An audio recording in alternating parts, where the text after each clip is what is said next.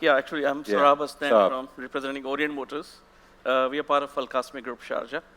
I just, Martin, he mentioned about the old trucks he has taken. So I think we were, I would say, fortunate enough to get this contract to maintain his trucks for 2 years. And then this also gave us a fantastic experience. And I would like to thank him personally because he was guiding us throughout. So now we have good key accounts in our hand. We are also handling a BR account for branding and for the other maintenance of the old fleet. Likewise, we are into transport business as well. So we have the luxury coaches. So we are basically into two different portfolios. Wonderful.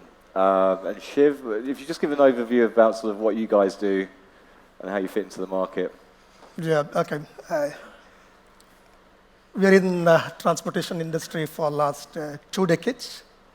It's a TriStar group, TriStar Transport, mainly in the space of oil and gas. Into that, I think Martin was talking about SKS and all. SKS probably, I think we are the first ones to be assessed by the European bodies before the GPCAs formed, actually about 12 years back. And the whole idea of doing business, TriStar, we always say that we are into the business of safety, happen to be in logistics space. So that's how the whole TriStar business has been from the day one till today. So business for purpose is one of our major strengths. Our chairman and the founder is keenly involved in all the process of safety and social causes. That's why I think TriStar in the space of one of the best companies for transportation. And David, you're with SLK Logistics. Yeah, I play in the same space that Martin does, the same unsavory space at times. And really echo a lot of his statements is some of the challenges that we have is just, running a compliant logistics company that focuses on providing a superior customer service level in a consistent, repeatable manner versus the owner-operator. Do you feel like you've got an unfair disadvantage in terms of? Well, I wouldn't say unfair because I entered this, knowingly. But there's no regulation helping us out.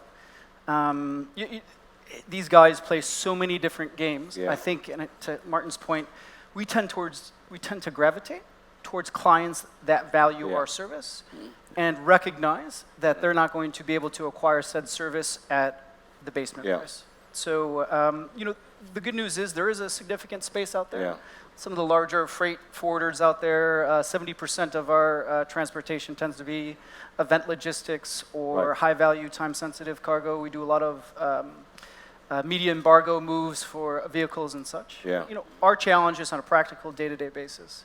Is competing with that owner-operator who, it's a well-known secret that, there's 50 drivers that share one pair of tires that simply rotate it for registrations. So, we welcome some of the compliance stuff that's the RTA that the government has taken. We see more police stops open because for us it is about sustainability and providing that consistent level of experience and compliance, and there's a cost to that. What do you? Have any of you got an idea exactly what the owner-operator percentage is in the market? I mean, I've heard 50%, but then I've heard even bigger figures than it's 50%. I would say it would be over 50%. Really? I would say significant. I like in this market, similar to the United States, where I'm from. In the U.S., 85% of Class 4 trucks and above are from mom and pops who own and operate less than 5 trucks.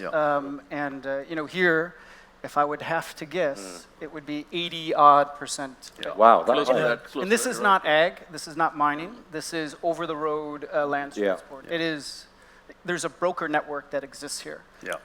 For those people who operate their own trucks, we have leverage that we can pull because we can at least control a little bit more of that, customer experience. But if you need some of these screens moved around and you call a broker, he's going to call another broker, and he's going to call another broker. And so all of a sudden you have 10 different trucks from 10 different guys who have never talked to each other.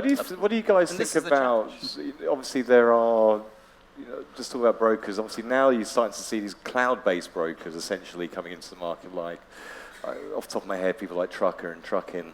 And they do say that they are, they do actually certify all the trucks that are being used on the roads that are available on their service. I mean... Okay. So these new disruptors that claim to be the Uber of trucking, etc. They're here. They're in the market. We actually work quite closely with one of the companies that you've mentioned, because you either embrace it or you're fighting a losing battle. You know, they've got such leverage and such scale of vehicles that it is there. You know, certain customers' business we won't put onto their vehicles. We'll only do it on our own vehicles. But they do have the relevant insurances. And we've had first-hand experience where something has gone wrong, and we've gone and claimed from the company that we've subcontracted to. And you know, as was mentioned earlier, if you're going to these owner drivers in the market anyway, one guy will WhatsApp 50 guys who will WhatsApp another 50 guys, and then you don't know what you're getting. You don't know what insurance coverage there is. And it's all great until something goes wrong. And yet we had a customer in Sharjah Safe Zone who we moved a helicopter to the Dubai Air Show a couple of years ago. And we'd done the job, everything was fine. We'd done a couple of jobs after that. Then nothing. And she rang me up in the summer this year. I've got a big problem, I need your help. What's that? Well, we've got someone to move an engine, and they were meant to move it on a low bed. They didn't move it on a low bed, and now there's 2 million dirhams worth of damage to this helicopter engine. Wow. What can I do? I said, well, I don't know what you want me to do. They said, well, he's saying that he hasn't got insurance. I said, well, what were the terms of carriage you agreed with this guy? Well, I don't know. We just picked up this guy from outside the port. Wow. I said, well, so his terms of carriage would be it's under your insurance. She said, no, our insurance only to the port. I said, well, so you saved 50 dirhams on your transport to jeopardise 2 million dirhams of cargo. You know, what do you want us to do now? We can't do anything. I mean, you're all nodding there. I mean, it sounds like it's a phone call we've all had. Right. Yes. You know, this is just the example of a movement of goods. Many transporters, they don't even service their trucks properly because the current excuse is the market is down, so they don't want to spend money. If you see the majority of accidents are because of a brake line, so, you know, they're faded, but they still want to maintain the same. And the counterfeit parts available in the market, which is another big problem. And our biggest challenge right now is that we are actually based in Sharjah industrial zone. And you'll see a lot of new workshops mushroomed around us. And they're offering ridiculous prices actually to maintain truck or trailer. And now the customer, he just wants to compare. And even if you try to explain, like, you know, the kind of things are going into the truck or what kind of a service being provided, it's just the price at this moment, the cost, which matters. So fortunately enough, I think for us, we have a robust CRM department in place. So whatever key accounts we have, we make sure that we are in constant touch with them and keep them, you know, updated on the things we are doing at our service center. The other major factor for us is the training of the technicians. Here, I would like to say that since we are also partnered with Schmidt's Cargo Bull, as well as the WAPCO, so we get regular training from these two our partners, which also helps us to improve the service quality. So all these things, basically, you just have to keep on constantly, tell to the customer. So you're saying that you try and work outside just your own organisation, well, work with guys that are sensibly your suppliers or your trailer providers. Exactly, and the other thing is like we have to have this kind of some kind of a control on the counterfeit. Unfortunately, we hear about it that government is taking action, but it is still very much alive and kicking in the market. So there some kind of strict regulation is required. Yeah. Well, you're smiling. Yeah, I think the same here. This is hilarious. With us as well. So I think Yeah. two things very important here. One Yeah. is driver and vehicle itself, Yeah. like Martin said. So drivers are really, really not trained very well. If you have to train a driver, I think it takes a lot of time and effort. You'll have to really How long does it take to take a driver who may have driven a truck before and then get them into the quality of driver that you need? Yeah, so our process is about 35 days. Yeah. Once a new driver joins on board.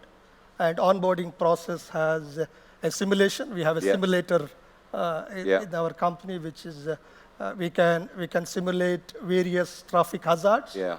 And our previous incidents we can simulate Yeah. and ask him to drive so that he knows what actions he needs to take at that point in time. So you he's used recreate to that. crashes, or what do you do? Sorry? You recreate... Yeah, we can recreate. It's a software completely customized to our requirement. Wow. We can recreate entire driving scenario, and we induce those hazards, and then drivers will be used to that kind of hazards on the roads. As anyway, that's one of the major incidents. Like we know to the fact that about 1.3 million people are being killed on the road globally today. Yes. So accident is one of the major cost for a transporter. Of course it is. Yeah, so driver plays a major role in your transportation system and keeping your TCO as low as possible. Yeah. It's, I think I would say about 60% of your cost, whether it is maintenance cost or downtime cost, everything is, some portion is really contributed by driver training, driver skills.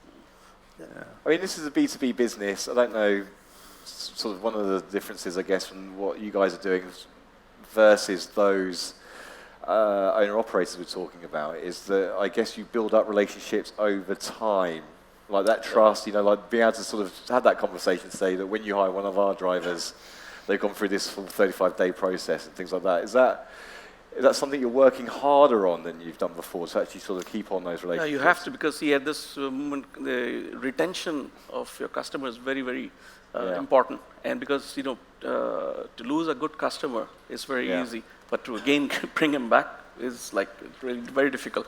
So that's why we have this CRM system, plus the other thing what we have introduced about a year back in our service facilities that we take care of the drivers, whoever is bringing in the vehicle. Because we have a service marketing executives, they speak to the drivers, make sure they're comfortable till their truck is here.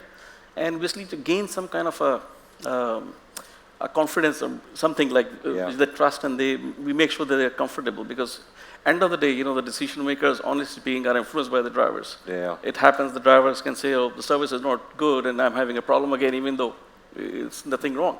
So you have to have a parallel relationship with the drivers as well. Yeah. You have to maintain that. Because you always, there's that element, isn't it, of you can train somebody and then a bit like having a child, and there's going to be a point where you have to release that person into the wild. I don't release my children into the wild, but I don't know, David, you're listening to this conversation. I don't know if this is something that is close to your heart.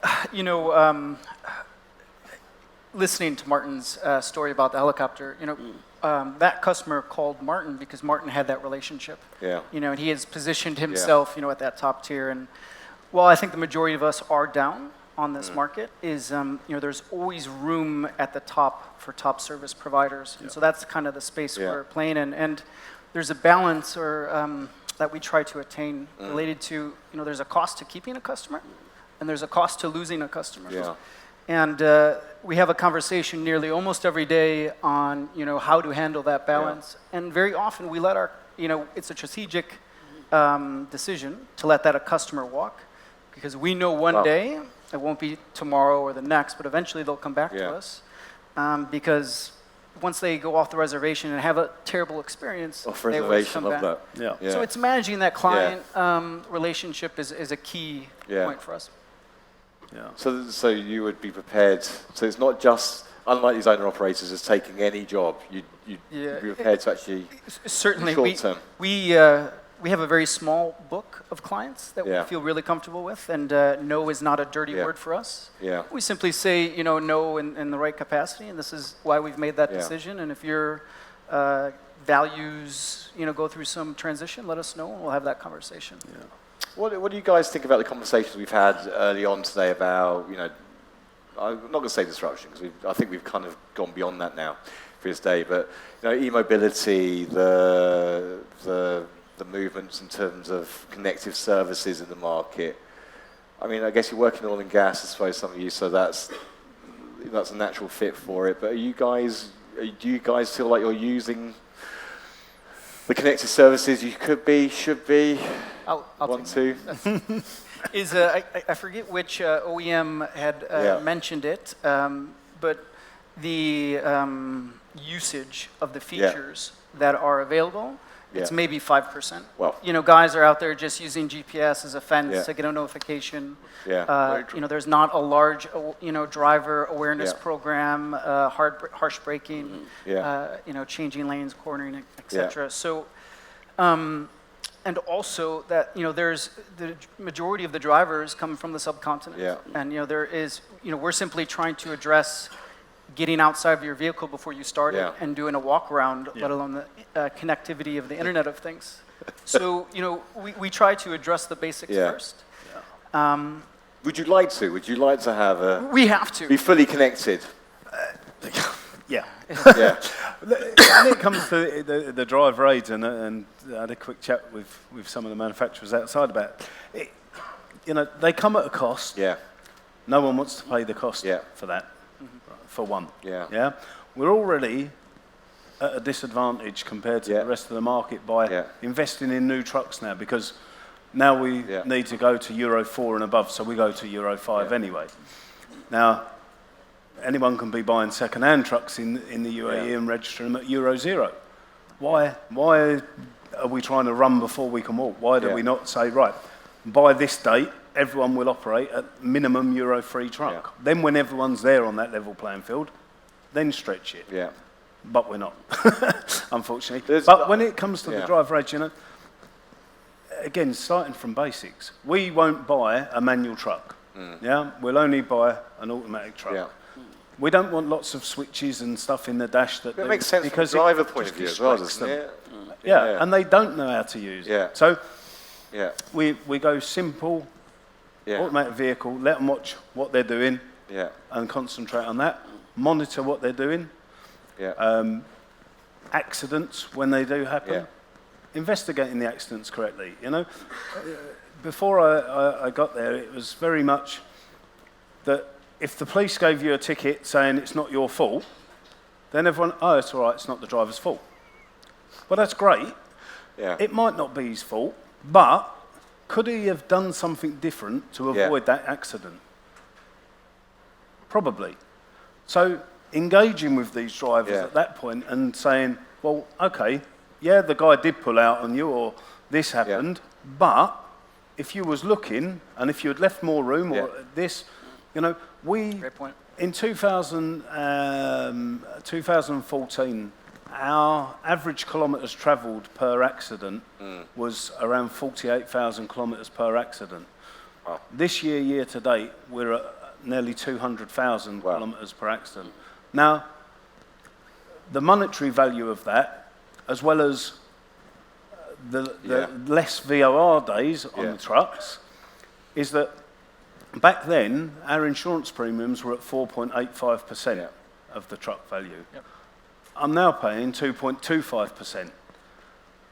And bearing in mind that I've got 76 brand new Scanias on the fleet, that 2.6% saving is absolutely astronomical, And that's the real value of training your staff.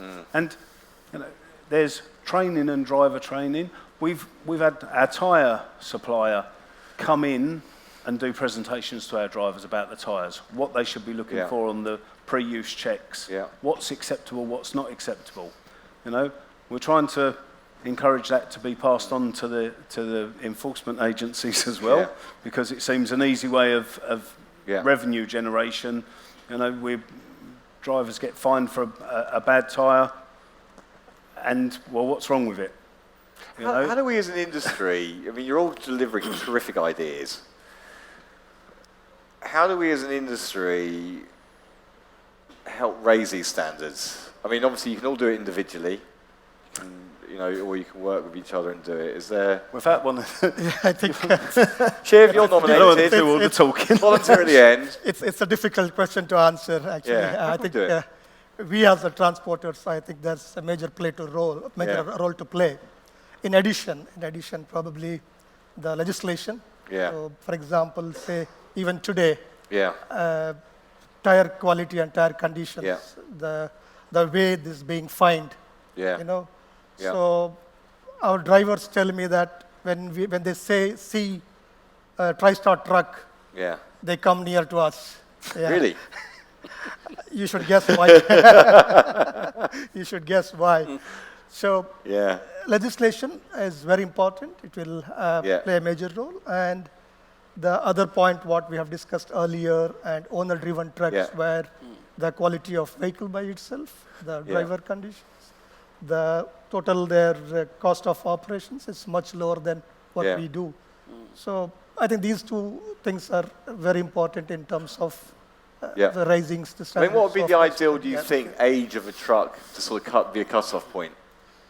5 years, 6 years? Because we have trucks. I don't think there needs. I've covered stories of trucks that have been running since the 70s. It's crazy. It's not about the age of the vehicle. It's how it's been maintained, how it's been looked after. If the pre-use checks are being done correctly. Yeah.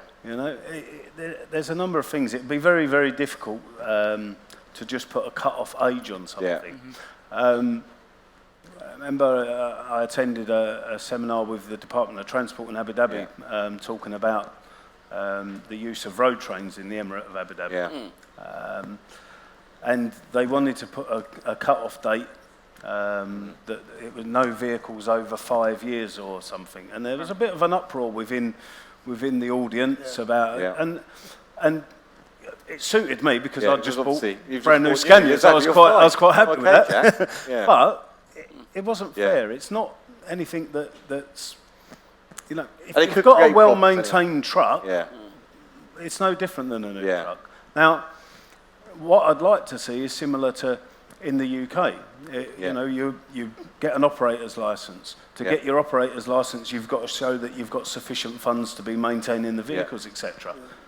Now, if that was brought in here, so that people knew that they've got the money to maintain vehicles correctly, that would be a step in the right direction. I think, unfortunately, as all the time when we sit in these conferences, we're preaching to the converted. We're all here because we want to make the industry safer, we want to make it more professional, we want to make it better. It's the people that are not in these rooms with us that are the ones that are causing the problem. Maybe we should do it on a bus. Maybe we should just go around with a loud hailer or something. But it is a challenge. But it is seriously, you're right. It's great to actually be able to, as a group, be able to raise standards, but it's engaging that wider community as well. Sorry. Just to complement what you're saying is, when we boil it down to the common denominator, the group up here, we play the long game. I can have a bad quarter, I can have a bad year, etc. A lot of the decisions that these independent owner operators exercise is based on the fact that they maybe have a 2 to 4 week financial lifespan. They've got to pay their fee to the broker that allows them to register a truck or their Mulkia on the trade license, and potentially they're paying for a loan. So at the end of the day, is when we have these conversations with the EFMs of the world and all these clients that hey, why are these guys doing this? Well, you know what? This is their decision matrix. This is the window. How would you make this decision if you had 2 weeks to get this money back home, or 2 weeks to this guy before you go into So I think until that common denominator is changed in some capacity, and maybe it's, as to Martin's point, that there's a shaking out of some of the suppliers in this marketplace that don't belong here. Until that core issue is addressed, I just don't see anything changing. There was a news, I think, a year back that it was basically Abu Dhabi government was saying that they're going to have all the workshops certified. Okay, they will check, inspect, and there's going to be certain categories. And then that was I think it was a good thing. It's a good move. It's a good thing. This will eliminate a lot of other things. So, but the problem is, okay, they mentioned it, and we were all gearing up to it because that time it was like in 6 months' time there's going to be inspection. So we were all ready for it, but nothing happened. Then it slowed down. We cross-checked. But after that, there's no talk about it. Because I think so many people involved right now in decision making. You can say a lot of pulls are there, and they can just make sure it stalls or it gets delayed. And so that is the issue, unfortunately. And unless or until we have a strong regulations in place, these things will continue to happen. We're not going to have any right answer for that. Okay, well, I can see Paul is telling me we're stuck for time, but I would still like to just take the advantage of asking some questions or getting some questions from the audience.